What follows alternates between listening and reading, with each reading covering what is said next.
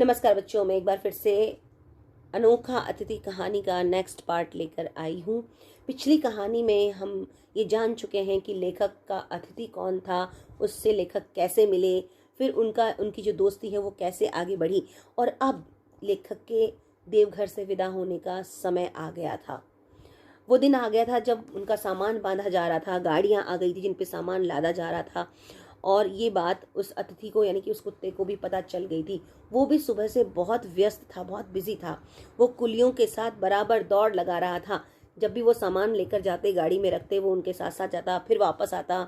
इस तरह से वो पूरे की पूरे सारे, जैसे ऐसा लग रहा था जैसे पूरे काम का वो जिम्मेदारी उसके ऊपर है, और वो पूरा का पूरा जो है मैनेजमेंट देख रहा है, चौकसी कर रहा है। चौकसी मतलब रखवाली कर रहा है, देखभाल कर रहा है।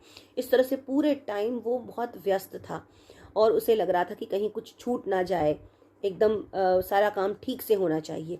सबसे अधिक उत्साह भी उसमें ही नजर आ रहा था, क्योंकि जब कोई जानवर को हम पालते हैं या उसके प्रति मान सम्मान और प्रेम रखते हैं, तो वो जानवर हमारे प्रति पूरी तरह से स्वामी भक्त हो जाता है। वो हमें अपना भगवान की तरह, हमें मालिक की तरह मानने लगता है। और ऐसे में वो अपना हर कर्तव्य उसी तरह से पूरा करता है जैसे कोई अपना घर का व्यक्ति या अपना घर का सदस्य या अपना मित्र अपने कर्तव्य निभाता है। तो वो कुत्ता जो है इसी तरह से अपनी जिम्मेदारी निभा रहा था। एक एक करके गाड़ियां स्टेशन की ओर चल दी। लेखक की गाड़ी भी चलने लगी। स्टेशन बहुत दूर नहीं था। वहां पहुंचकर जब उतरने लगे तो उन्होंने देखा कि उनका अतिथि सामने ही खड़ा है। और उन्होंने कहा, क्यों रे, तू तू यहाँ भी आ गया?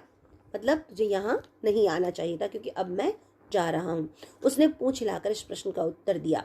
क्या जाने उसके माने क्या थे, यानी उसका जो पूंछ हिलाकर उत्तर देने का जो अभिप्राय है, जो मीनिंग है, वो लेखक नहीं समझ पाया कि वो क्या कहना चाहता है।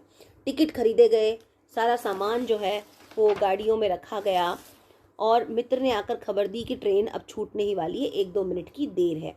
साथ में जो लोग सवार करने आए थे उन सबको इन्होंने इनाम दिया और कुछ उनको वापस भेजा। कुछ नहीं मिला तो उस अतिथि को, क्योंकि उसको तो पैसे भी नहीं दिए जा सकते थे इनाम के रूप में, तो लेखक उसे क्या देता? कुछ नहीं दे पाए लेखक उसे। हवा में धूल उड़कर पर्दे की तरह छा गई। जाने से पहले उसी पर्दे के भीतर से मैं लेखक ने देखा कि स्टेशन के फाटक के बाहर उसका अतिथि एकाएक उसकी तरफ लगातार देख रहा है, ताक रहा है। ट्रेन सीटी देकर चल दी। घर लौटने का आग्रह या उत्साह लेखक को मन ही मन अंदर कहीं भी ढूंढे भी नहीं मिल रहा था। यानी कि उसे अपने घर जाने का जो उत्साह होना चाहिए वो नहीं नजर आ रहा था। ऐसा क्यों हुआ? इसका कारण आप मुझे कमेंट बॉक्स में लिखकर बताइए कि लेखक जब वहां से जा रहा था तो उसका मन उदास क्यों था, वो जाना क्यों नहीं चाहता था। केवल यही ख्याल आने लगा कि मेरा अतिथि लौट कर देखेगा तो घर का लोहे का फाटक उसे बंद मिलेगा, उसके भीतर जाने का कोई उपाय नहीं। शायद रास्ते में खड़े होकर 2-3 दिन वो उसकी प्रतीक्षा भी करे, और शायद सन्नाटा देखकर दोपहर में किसी तरह फाटक खुला पाकर चुपचाप ऊपर चढ़कर वो देखे भी कि मेरा जो स्वामी है या जो मेरा मित्र है वो कहाँ गया। और लेखक को नहीं पाने पर वो चुपचाप उसे कमरे में यहाँ वहाँ खोजेगा, और फिर जब मैं उसे नहीं मिलूंगा तो वो राह का कुत्ता फिर से राह में ही चला जाएगा। इस तरह से शरत चंद्र चट्टोपाध्याय ने इस कहानी को बहुत ही सुंदर तरीके से प्रस्तुत किया है। और एक खास बात हमें इस कहानी से सीखने को मिलती है कि हमें जानवरों के प्रति सहानुभूति रखनी चाहिए, क्योंकि ये वो प्राणी है जो अपने लिए कुछ भी मांग कर नहीं ले सकते। जब इन्हें भूख लगती है तो ये कह नहीं सकते। इन्हें जब सर्दी लगती है या धूप सताती है तब भी ये हमसे कुछ नहीं कह सकते, हमसे कुछ मांग नहीं सकते, क्योंकि इनकी भाषा हम समझ नहीं पाएंगे।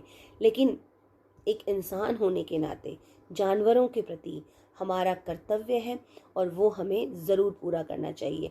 अगर हम इन्हें अपने घर में स्थान नहीं दे सकते तो कम से कम इनका थोड़ा बहुत ख्याल तो रख ही सकते हैं। बहुत से लोग तो जानवरों को चोट पहुंचाते हैं, चलते रास्ते उन पर पत्थर मारते हैं, कई लोग वाहनों से उनको टक्कर मार देते हैं। जब पतंगों का मौसम होता है तो पतंग उड़ाते हैं और डोरी से जो है कई परिंदे कट जाते हैं। तो इस तरह से कम हमें उन पशु पक्षियों को नुकसान नहीं पहुंचाना चाहिए, क्योंकि हमने उनके घर तो सारे नष्ट कर दिए, हमने जंगल पेड़ ये सब तो काट दिए। अब वो बेचारे जाएं तो कहाँ जाएं? इसलिए वो हमारे शहर में हमारे आसपास ही रहते हैं, और हम उन्हें खाना